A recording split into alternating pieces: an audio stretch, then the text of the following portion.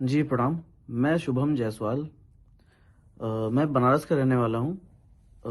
आज काफ़ी दिनों से, लगभग 1 महीने से मेरे बारे में news channel, social networking sites और बड़े-बड़े नेताओं के प्रेस कॉन्फ्रेंस में मेरे बारे में बोला जा रहा है कि मैंने जहरीली सिरप बेची है, जहरीली दवाओं का मैं क्रय विक्रय किया हूँ। मेरे द्वारा दवा बेची गई दवाओं से बच्चों की मौत हुई है, मासूम बच्चों की मौत हुई है। और भी काफ़ी तरीके की बातें फैलाई जा रही हैं। यहाँ तक कि सदन में भी ये बात बोला गया है कि यूपी में और बनारस में मेरे द्वारा ऐसी ऐसी दवाओं का विक्रय किया गया है जो कि प्रतिबंधित है, नकली हैं और नशीली हैं, और ऐसी दवाएँ जो जिनसे बच्चों की मौत हुई है। तो जी, मैं आप सभी को ये बताना चाहता हूँ कि ये सारी बातें झूठ हैं। माननीय अखिलेश यादव जी, जो कि समाजवादी पार्टी के राष्ट्रीय अध्यक्ष हैं, उन्होंने भी इस पे टिप्पणियां की हैं। उनके अलावा भी बहुत से नेता लोग ऐसा बोल रहे हैं कि मैंने जहरीली सिरप बेची है, बच्चों की मौत हो गई है, या खांसी हो तो आप सिरप मत पीजिए। जी, ऐसी इस तरीके की बहुत सी बातें हुई हैं।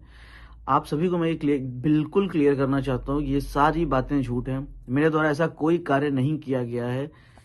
आप देखिए कि ये है फेंसिडिल कफ सिरप। ये एबट हेल्थ केयर का आता है। एबट हेल्थ केयर एक मल्टीनेशनल कंपनी है। जी, आपको मैं बता दूं कि फेंसिडिल कफ सिरप ना ही प्रतिबंधित है, ना ही जहरीली है, ना ही किसी भी तरह की नारकोटिक श्रेणी में आती है। आप, मेरे पास डॉक्यूमेंट्स हैं इससे रिलेटेड जो भारत सरकार ने जारी किए हुए हैं। ये एक सामान्य श्रेणी की दवा है जिसको कफ होने पे यूज करते हैं। आपको मैं ये भी दिखाना चाहता हूं, जो बच्चों की मौत हुई थी,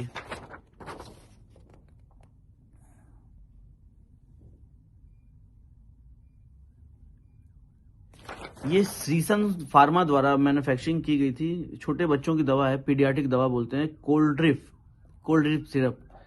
ये इन इन दवाओं को पी के बच्चों की मौत हुई थी। इसमें उतना डिटेल मुझे नहीं पता है, बट वो दवा और फेंसिडिल और ये कोल्ड ड्रिप दोनों डिफरेंट दवाएं हैं। इन दवाओं से, मतलब फेंसिडिल से किसी बच्चों की मौत नहीं हुई थी, क्योंकि वो बच्चों के लिए सिरप है ही नहीं है, वो अडल्ट्स के लिए है। और बच्चों की सिरप अलग आती है जो कि ये है, जिससे बच्चे पी के मरे थे। तो माननीय अखिलेश यादव जी, माननीय नेता, मैं आप सभी को ये बताना चाहता हूँ कि कृपा करके इस तरीके की राजनीति ना करें, और ना ही लोगों को आप भ्रम में डालें कि यूपी में या बनारस में ऐसी सिरप बेची गई जिनसे बच्चों की मौत हो गई थी। जी, आपको मैं बता दूं कि फेंसिडिल कफ सिरप की जो मैन्युफैक्चरिंग होती है, मैं आपको पूरा डिटेल बताना चाहता हूं कि इसको भंडारण, आपको तो पहले बता दूं, किसी तरीके का ऐसा गवर्नमेंट का कोई रूल नहीं है कि इसकी कोई लिमिट है, इसको भंडारण करने की लिमिट है या इसको क्रय विक्रय करने की लिमिट है। इसकी बेचने की विधि, हमने काम करने से पहले ड्रग डिपार्टमेंट में आरटीआई डाला था, जिससे हमें रिप्लाई आया था। इसको बेचने का तरीका उन्होंने ये बताया था कि लाइसेंस धारियों को माल बेचना है, और उनका सारा भुगतान जो है, जो जो उससे रिलेटेड पेमेंट है, वो सिर्फ बैंक से ही करना है। ये हमें उन्होंने डिटेल दिया था। मेरे द्वारा जो भी क्रय विक्रय किए गए सब ड्रग एक्ट को फॉलो करते हुए किए गए। किसी भी तरीके ड्रग एक्ट का वायलेशन हमने नहीं किया है। आपको बता दें कि कंपनी इसको कैसे बनाती है। कंपनी बनाती है तो इसमें जो कोडिन फॉस्फेट होता है, कोडिन फॉस्फेट का कोटा भारत सरकार के अंडर में, मिनिस्ट्री ऑफ फाइनेंस के अंडर में एक डिपार्टमेंट होता है, CBN, central bureau of narcotics, जो इसका कोटा कंपनियों को अलॉट करता है। सारी कंपनियों को वही कोटा अलॉट करते हैं, कोडिन का कोटा अलॉट करते हैं। मानिए एग्जांपल की 5 किलो कोटा एबट हेल्थ केयर ने खरीदा, उससे उन्होंने 5 लाख बोतल मैन्युफैक्चरिंग की फेंसिडिल की, तो वो उसका ब्यौरा भी भारत सरकार को बेचने से पहले देते हैं कि हमने ये कोटा लिया तो इससे 5 लाख बोतल फेंसिडिल कफ सिरप का मैन्युफैक्चरिंग किया है। तो आप बताइए कि अगर वो 5 लाख बोतल का जब मैन्युफैक्चरिंग करके डिटेल का भारत सरकार को दे रहे हैं, तो वो माल बना के बेचेंगे ही। माल फिर वो बिल करते हैं हमारे जैसे डिस्ट्रीब्यूटर्स को। आपको बता दें कि इंडिया में इकलौते हम अकेले डिस्ट्रीब्यूटर नहीं थे, अकेले हम बेचने वाले नहीं थे। बनारस, झारखंड में मेरे पास था साइली टेरर्स के नाम से, दिल्ली में एक फर्म थी, उत्तराखंड में एक फर्म थी, एमपी में एक फर्म थी। इस तरीके से और भी काफी जगह कई फर्में थी जहां पे कंपनी फेंसिडिल बिल करती थी। और गाजियाबाद में पकड़े गए माल में हमारे यहाँ का कोई माल नहीं था, साइली ट्रेडर्स का कोई माल नहीं था। सोनभद्र में साइली ट्रेडर्स का कोई माल नहीं पकड़ा गया। रांची में साइली ट्रेडर्स का कोई माल नहीं पकड़ा गया। तीनों जगहों का माल जो था वो दिल्ली का था। उस पर बैच नंबर, एक्चुअली क्या होता है, दवाओं पे बैच नंबर मेंशन होता है, जिससे आप पता कर सकते हैं या कोई भी डिपार्टमेंट पता कर सकता है कि ये माल किस जगह का बिल हुआ है। तो ये माल झारखंड से ना होकर दिल्ली का माल बिल किया हुआ था, दिल्ली की कुछ पार्टियां हैं उनके नाम पे बिल हुआ था। लेकिन मैं ये नहीं समझ पा रहा हूं कि जो भी कार्रवाई की जा रही है सिर्फ और सिर्फ मेरे ऊपर की जा रही है, जबकि मेरे द्वारा ये तरीके इस तरीके कोई कार्य, ये जो डॉक्यूमेंट्स अभी जो आप देख रहे हैं ये मेरे द्वारा ही गवर्नमेंट को दिया गया था। जब मेरे यहाँ पे एक्चुअली फेंसिल कफ सिरप का प्रोडक्शन कंपनी बंद कर दी है, रीजन कि इसी तरीके डिपार्टमेंटल हेडक होते थे तो कंपनी ये बंद कर दी है, कंपनी ने बनाना बंद कर दिया। हमारे पास भी जो भी स्टॉक पड़े हुए थे हमने उसको लास्ट टाइम जुलाई लास्ट में हमारे यहाँ से स्टॉक खत्म हो गया था, हमने सब माल बेच दिया था, सारी पार्टियों को, सारे लाइसेंस धारियों को बेचा था।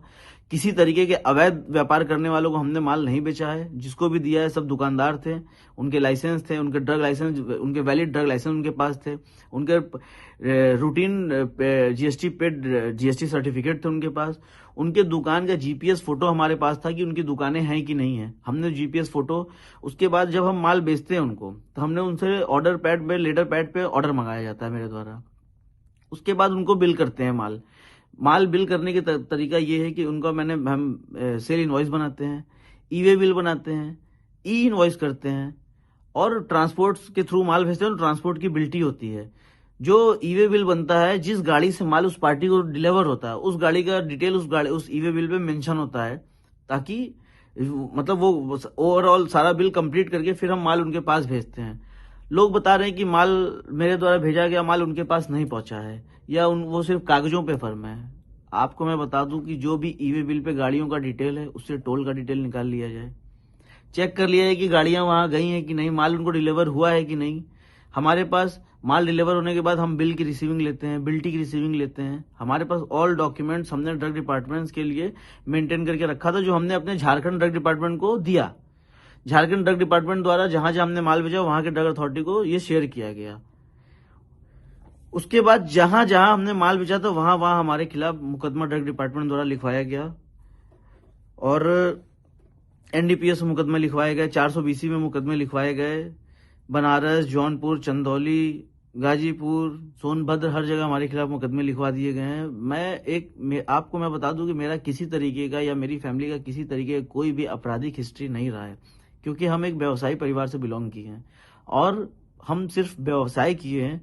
एक दवा व्यवसायी होने के नाते हमने फेंसिल जिस तरीके से बेचा उस तरीके से बाकी प्रोडक्ट्स भी हमने बेचे हैं।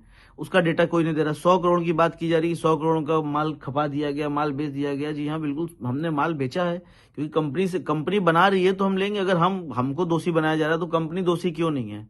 जिस तरीके से कंपनी ने हमको माल दिया उस तरीके से हमने आगे पार्टियों को बेचा है और किसी को भी हमने माल बेच दिया, हम उनसे पेमेंट लेने के हकदार है ना, कि वो माल का क्या कर रहे हैं उसका डिटेल हम नहीं दे सकते हैं या हम नहीं ले सकते हैं उनसे।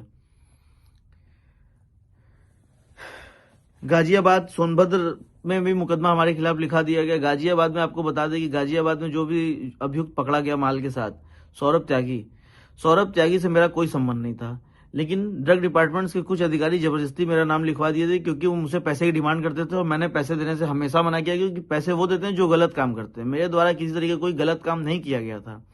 ड्रग डिपार्टमेंट्स के बड़े अधिकारी जो हैं उन्होंने जबरदस्ती मेरा नाम वहां फोन करके लिखवाया। बनारस में ड्रग डिपार्टमेंट के अधिकारी मेरा नाम जबरदस्ती फोन करके लिखवाया लखनऊ से। मेरे द्वारा किसी तरीके का काम नहीं किया। बाकी जितनी गाजियाबाद में माल पकड़े गए, गाजियाबाद में किसी तरीके की कोई जांच नहीं हो रही। क्यों नहीं हो रही आप बताइए? गाजियाबाद में माल पकड़ा गया अवैध तरीके से, वहां कोई एसआईटी नहीं बनी। वहां एसआईटी बनी है तो जांच वो हमारी कर रही है, वहां किसी तरीके की जांच नहीं कर रही है।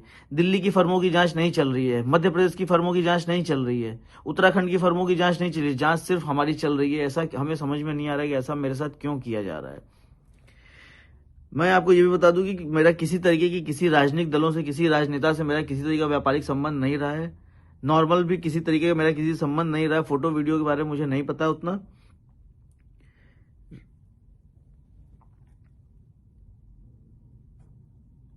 और एक और छोटी सी बात बताना चाहता हूँ। ये राजा ज्योति आनंद सिंह एक हमारे मित्र रहे हैं, हमारे साथी रहे हैं। 1 साल पहले उनकी मृत्यु हो गई थी।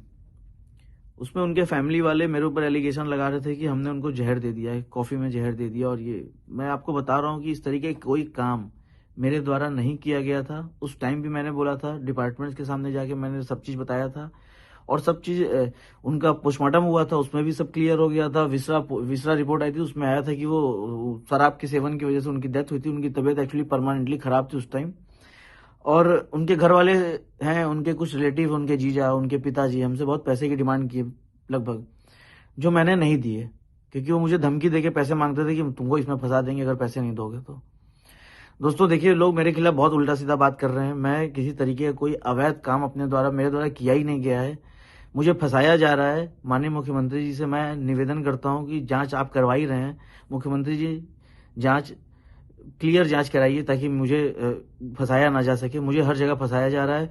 बाकी सारी पार्टियों को ये डिपार्टमेंट वाले बचा रहे हैं और सिर्फ मुझे फंसा रहे हैं। मैं आपसे निवेदन, माननीय अखिलेश यादव जी से मैं निवेदन करता हूं कि कृपा करके गलत बातें आप ना बोलें। आप बड़े हैं, आप गार्जियन हैं, आप सीनियर हैं, और ये जो है कि एमपी और ये दोनों अलग हैं। मैं निवेदन करता हूं कि सदन में गलत बातें ना फैलाएं, और किसी तरीके की मैंने ऐसा कोई कार्य नहीं किया जो अवैध हो। मैंने डिटेल, अगर इस पे नारकोटिक्स प्रोडक्ट की होता और एनारक्स होता तो मैं इसका क्रय विक्रय कभी जिंदगी में नहीं करता। मुझे बहुत परेशानी हो रही है, मैं बहुत झेल रहा हूँ, और मैं इसलिए हटा पड़ा हूँ क्योंकि देखिए मैं एक व्यवसायी हूँ। मैं कभी पुलिस फौजदारी केस जेल मैंने नहीं देखा है, और पुलिस का नाम सुन के सबको डर लगता है।